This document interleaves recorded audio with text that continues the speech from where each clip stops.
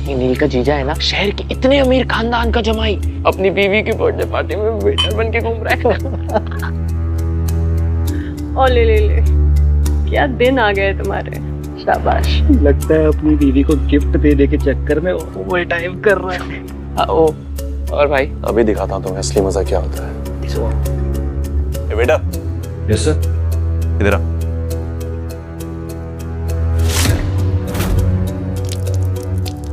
गंदा हो गया। देख क्या रहा है, साफ कर इसे, साफ कर।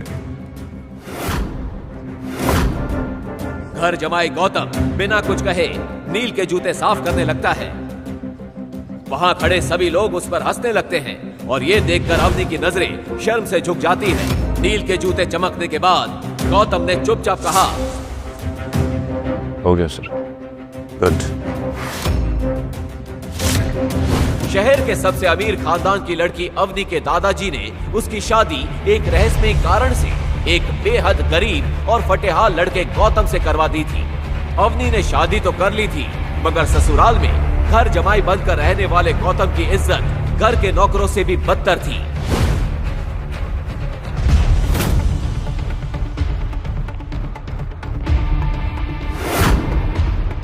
आखिर तुम्हारी प्रॉब्लम क्या है गौतम, और कितना नीचा दिखाओगे मुझे? मेरे बर्थडे पार्टी में इस तरह से वेटर बन के आने की क्या जरूरत थी? मेरे बर्थडे पार्टी में मेरा ही तमाशा बना दिया तुमने। मैं क्या करता, मुझे तो तुम्हारी मम्मी ने कहा था सबको सर्व करने के लिए। अब जो जिस लायक होगा उसे वही तो बोलेंगे ना। तुम जब से इस घर में आए हो ना, घर जमाई नहीं, घर के सबसे घटिया नौकर लगते हो। हमारे घर के नौकर भी तुमसे 10 गुना ज्यादा पैसे कमाते। पता नहीं दादाजी ने तुम में ऐसा क्या देख लिया, किस मजबूरी में आकर उन्होंने मेरी शादी तुमसे करवा दी। Thank you.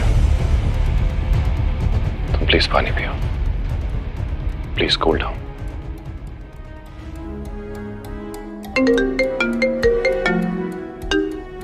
अभी ये सब हो ही रहा था, तभी गौतम के फोन पर एक कॉल आया। इन सब मुश्किलों के बीच भी उसके चेहरे पर एक अजब सा सुकून था। उसने बड़े शातिर अंदाज में अवनी को संभाला और बिना किसी हंगामे के उस पार्टी से निकल गया। अवनी गौतम के इस नए अंदाज को देखकर हैरान रह गई। वो सीधा रात को वापस आया और अपने घर के बेडरूम में पहुंचा। तुम्हें शर्म नहीं आती? सीधा कमरे में घुसा है, गवार कहीं के। निकल जाओ यहाँ से। मैं तो तुम्हारा पति हूँ ना, मुझे कैसी शर्म? लोगों को ड्रिंक पिलाते पिलाते 2-4 तुमने भी पी ली। हाँ देखो, तुम जैसा गवार ना मेरा पति हो ही नहीं सकता। तुम सिर्फ जमाने के लिए मेरे पति हो, इस कमरे में नहीं। वैसे इतनी आधी रात को तुम कहाँ से आ रहे हो? एक्चुअली मैं तुम्हारे लिए गिफ्ट लाया हूँ, तुम देखोगी तो चौंक जाओ। प्लीज रहने दो, तुम्हारी वही गिफ्ट होगी, वो कंघी बिंदी, उसके लिए नीचे कौन जाएगा? तुम चल के देखो तो एक बार, मैं इतना अच्छा गिफ्ट लाया हूँ कि तुम देख के चौंक जाओगी। प्लीज चलो। गौतम की ये बात सुनकर अवनी चौंक पड़ी। अवनी चलो ना प्लीज, अपना गिफ्ट तो देखो एक बार। चलो।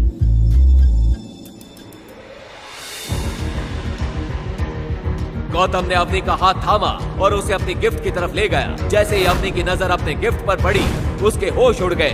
रात के अंधेरे में चमक रही एक नई लग्जरियस कार को देखकर उसे एक पल के लिए भी अपनी आंखों पर भरोसा ही नहीं हुआ। ये तो इम्पोर्टेड है, और मैंने सुना है ये कार इंडिया में चंद अमीरों के पास ही है, और इसकी कीमत 50 करोड़ है। मैंने कल ही न्यूज में सुना। गौतम, तुमने किसी के साथ फ्रॉड किया है क्या, या तो हमारी कंपनी में पैसों का घोटाला किया है? सच सच बताओ गौतम। क्या गौतम ने सच में चोरी की, या सच कुछ और ही है? किसका कॉल आया था गौतम को? ये गौतम का वो सच था जो चाहकर भी अवनी को फिलहाल नहीं बता सकता था। अब वो एक्चुअली ये गाड़ी मैं अपने दोस्त से उधार मांग के लाया हूँ। तुम्हारा बर्थडे है ना आज, तुम्हारे लिए इतना तो कर ही सकता हूँ। तुम कहो तो हम दोनों ड्राइव पे चलें। ड्राइव? My foot! अब तुम इतना गिर गए गौतम। पहले तुम भले 50 रुपए की गिफ्ट लाते थे, लेकिन अपने पैसों की लाते थे। और इतनी महंगी कार तुम्हें कौन उधार देगा? प्लीज ऐसे ही कार लाओ ना, वही वापस रखाओ।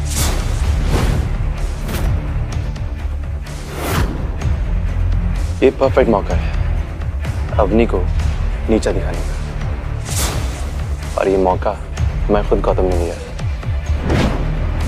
असल में अवनी की शादी के कुछ दिन बाद ही उसके दादाजी की मौत हो गई थी और अग्रवाल परिवार की हेड उसकी दादी गायत्री देवी थी। दादी गौतम को अपने अग्रवाल परिवार पर एक धब्बा समझती थी और उससे शादी करने के कारण अवनी से भी बहुत चिढ़ती थी। इसी बात का फायदा नील और शनाया उठाना चाहते थे। कल पूरे परिवार के सामने अवनी की इज्जत नीलाम होगी, बहुत मजा आने वाला है।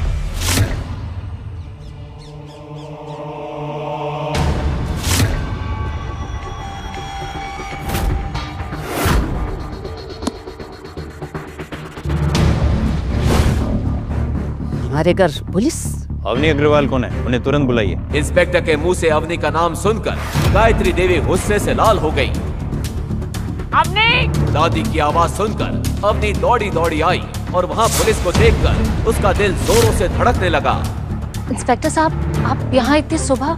क्या हुआ, आप मुझे क्यों ढूंढ रहे हैं? मैंने सुना इस घर में एक चोरी की इंपोर्टेड कार आई है। ये सुनते ही अवनी समझ गई कि इंस्पेक्टर कल रात गौतम की लाई हुई कार की बात कर रहा है। हाँ, कार तो आई है, पर वो मेरा हस्बैंड गौतम लेकर आया था। हमें खबर मिली कि उस कार की कीमत 50 करोड़ से भी ज्यादा है। तो कितना कमाते हैं आपके पति महीने का?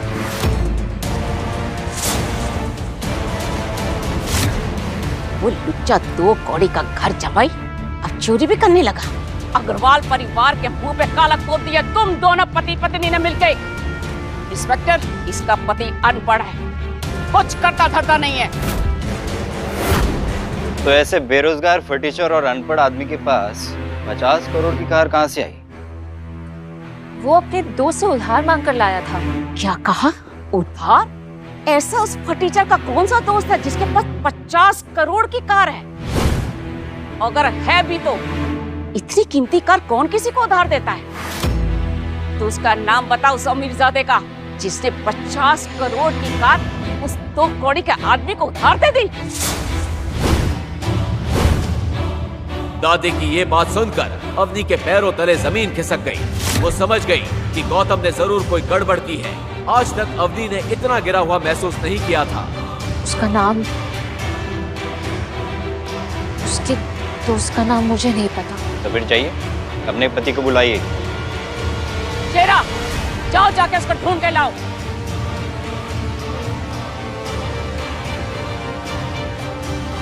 अवनी को ये सब देखकर बुरी तरह घबराहट हो गई। कहीं नहीं मिला दादी साहब। इंस्पेक्टर साहब, मुझे तो लगता है ये दोनों पति पत्नी मिलकर चोरी का काम करते हैं। अग्रवाल परिवार के नाम पर ये लड़की कलंक है। इंस्पेक्टर, लेके जाइए इसे, और जब इसका भीख मंगा पति आएगा तो मैं खुद उसे थाने लेके जाऊंगी। कांस्टेबल, ले चलो इन्हें। नहीं दादी, प्लीज इंस्पेक्टर साहब मेरी बात सुनिए, मुझे कुछ नहीं पता है, मैं चोर नहीं हूँ। आपको जो भी कहना है पुलिस स्टेशन में आके कहिएगा। ले चलो। प्लीज प्लीज दादी। अवनी की ये हालत देखकर नील और शनाया हंस रहे थे। उनके चेहरे की खुशी देखकर अवनी समझ गई कि ये सब उन लोगों का ही किया धरा है, लेकिन उन लोगों से ज्यादा गुस्सा उसे गौतम पर आ रहा था।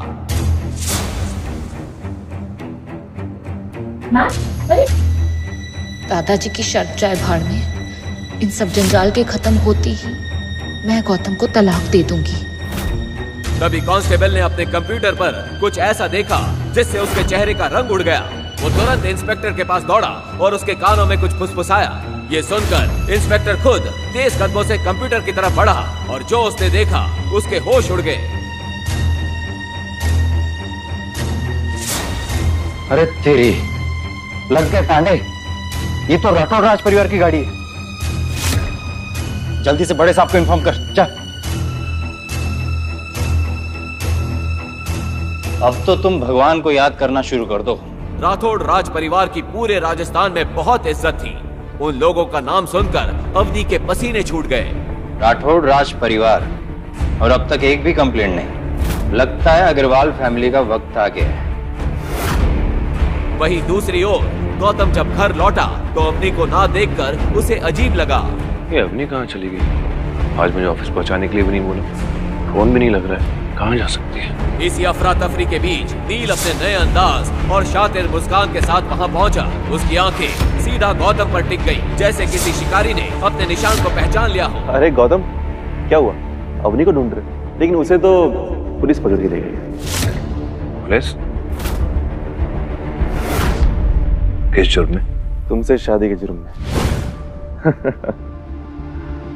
बेचारी अवनी। सच सच बता, किस जुर्म में?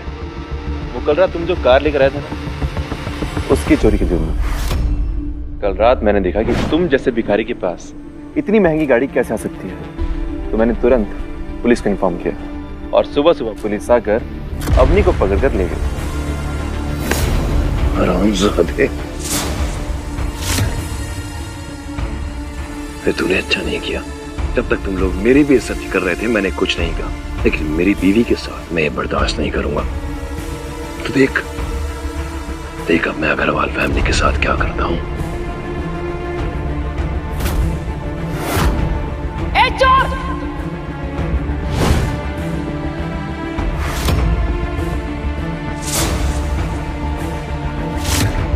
नील, तू उसकी बातें क्या सुन रहा है? इसे पकड़ और थाने लेके जा। इसने हमारे परिवार को कहीं का नहीं छोड़ा है। हाँ चलो, सब चलो। तुम लोगों को भी अंदाजा होना चाहिए कि अवनी के साथ ये सब करके तुम लोगों ने कितनी बड़ी गलती करी है। और दादी साहब नील और शनाया को साथ लेकर पुलिस स्टेशन की तरफ निकल गई, जहां सच और साजिश दोनों उनका इंतजार कर रहे थे। अरे बाप रे, तुरंत अवनी मैडम को छोड़ो। हे भगवान, उन भाई बहनों और उस बुढ़िया की बातों में आकर हम कितनी बड़ी भूल कर बैठे। अरे चीफ मिनिस्टर साहब का फोन था, अवनी मैडम की गिरफ्तारी पर पूरे थाने को सस्पेंड कर दिया गया है। अवनी मैडम, हमें माफ कर दीजिए मैम, आप चीफ मिनिस्टर साहब से कहकर हमारी नौकरियां बचा लीजिए, नहीं तो हमारा परिवार भूखा मर जाएगा। मैडम माफ कर दीजिए। अब इंस्पेक्टर साहब, मैं कैसे कर सकती हूँ? मैं चीफ मिनिस्टर को जानती भी नहीं हूँ। अवनी मैडम, शायद आप नहीं जानती होगी, पर आपके पति जानते हैं। चीफ मिनिस्टर साहब ने खुद कहा कि आज वो जो कुछ भी है सिर्फ और सिर्फ आपके पति की वजह से। मैम, मुझसे बहुत बड़ी भूल होगी, प्लीज माफ कर दीजिए। अपने आप को मार रहे तो माफ कर दीजिए मैम, माफ कर दीजिए। अभी ये सब बात चल ही रही थी कि नील गौतम के साथ थाने पहुंच गया। उनके साथ दादी साहब भी थी। ये सब क्या हो रहा है? अरे इंस्पेक्टर, मैं चोर जमाई को पकड़ के लेकर आई हूँ, देखिए। इंस्पेक्टर की नजर जैसे ही गौतम पर गई, वो चौंक गया और गौतम के सामने जाकर झुक गया। आप छोटे हुकुम, आप छोटे हुकुम ऐसे? ओ इंस्पेक्टर, चोर को हुक्म क्यों कह रहे हो? अरे चुप कर बुढ़िया। मैं एक बार चीफ मिनिस्टर साहब के यहाँ पर सिक्योरिटी में लगा था, तो मैं इनसे मिल चुका हूँ।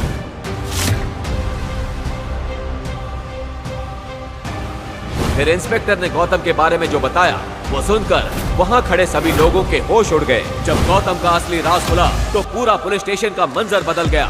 एक पल में जहां गोली की आवाज गूंजती थी, वहां सब उसके सामने घुटनों पर गिर गए। इतने सालों से ये हमारे घर में नौकर बनकर क्यों रह रहा? क्या सच है गौतम का? अब क्या होगा जब अग्रवाल परिवार गौतम का सच जान गया है? क्या अवनी के दादाजी को गौतम की सच्चाई पता थी? क्यों करवाई थी उन्होंने ये शादी? इन सभी सवालों के जवाब जानने के लिए, आगे की कहानी जानने के लिए देखिए अगला एपिसोड सिर्फ पॉकेट एफएम के यूट्यूब चैनल पर और रॉयल वारिस के सारे एपिसोड्स को सुनने के लिए डिस्क्रिप्शन में दी लिंक से डाउनलोड करें पॉकेट एफएम ऐप।